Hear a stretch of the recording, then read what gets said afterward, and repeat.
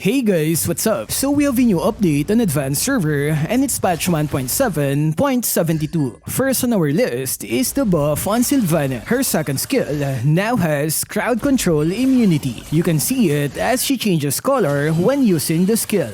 They also decrease the range of her ultimate. But in exchange, it's now easier to use the ultimate and flicker combo just like this.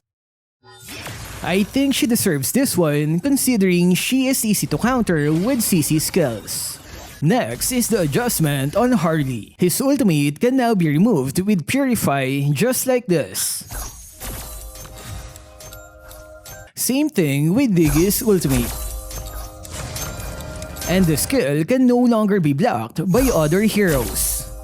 To compensate the ultimate, the developers added a new feature on his passive skill. He now gains 5 to 10% attack speed each time he deals damage to an enemy, and it can stack 10 times. As you can see, he is speeding up when doing basic attacks. That's 100% additional attack speed at maximum level and stack. Because of this, they had to remove the attack speed boost on his first skill. The second skill is buffed with faster movement speed and shorter cooldown. It's shorter because the skill will start its cooldown after the first teleport, and it no longer costs mana when at max level. I guess the attack speed and mobility is way better, but it's now easier to counter his damage with Purify and Diggy's ultimate. Maybe the developers are trying to make him less dependent on his ultimate.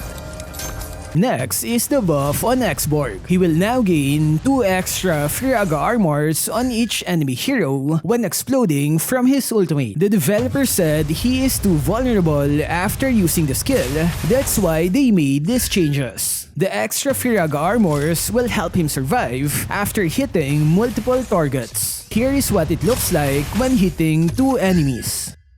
This is for 3 targets. So it lets you easily recover the armor for protection. It's no longer a suicide attempt when going for multiple targets.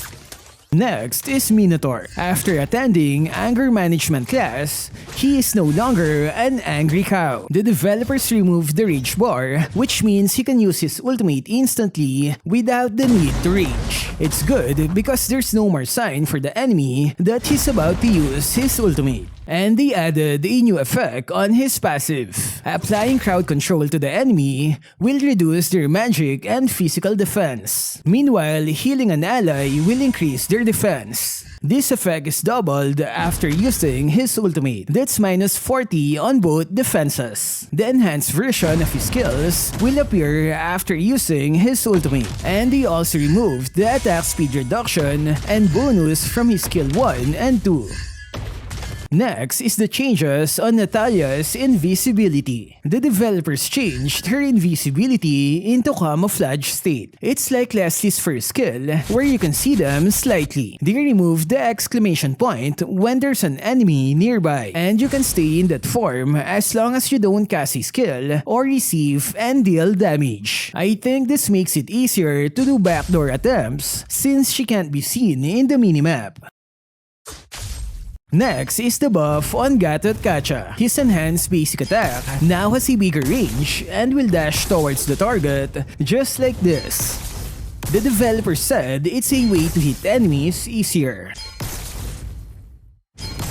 Next is the adjustment on Carmilla. They increased the immobilized duration of her ultimate from 0.4 to 1 second. But they had to increase the cooldown of the skill by 12 to 10 seconds. Is this enough to make her popular again? Next is the adjustment on Balmond. His first skill now has a stronger slow effect of 50%, but they had to remove the slow on his ultimate, and the cooldown is now shorter in the early game.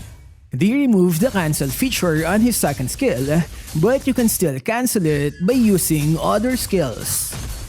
Next is the adjustment on Guinevere. The developers want to establish her fighter role, so they'll adjust her damage by making it better with defense items. They lowered the magic scaling of her ultimate and first skill, but in exchange, the base damage was increased. This means she can now afford to build defense items without losing too much damage. Maybe 3 attack items and 2 defense is enough. Next is the adjustment on Terizla.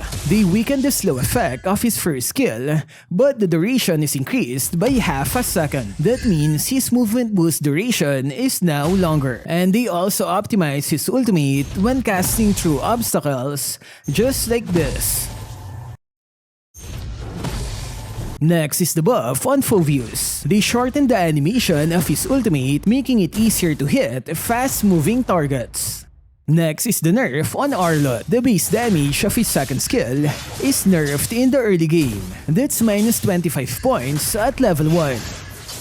Next is the nerf on Hylos. They lowered his base HP by 200 points. The developer said it's fair because of his improved mobility from last week. Next is the nerf on Kaja. They made adjustments to his paralyze effect because he is a force to be reckoned with in higher play and tournaments. Each stack of damage reduction is now lowered to 3%, but the max number of stacks is now 8, and the duration is also increased by 1 second. This means he needs more time to apply the full stack of paralyze. Next is the adjustment on Bane. His HP-based passive damage is adjusted to scale with his level, and they've also put a limit to the damage it can deal against jungle creeps. The bounce damage of skill 1 is now 200% at max level, and it no longer increases when eliminating a target. This is his damage without any items.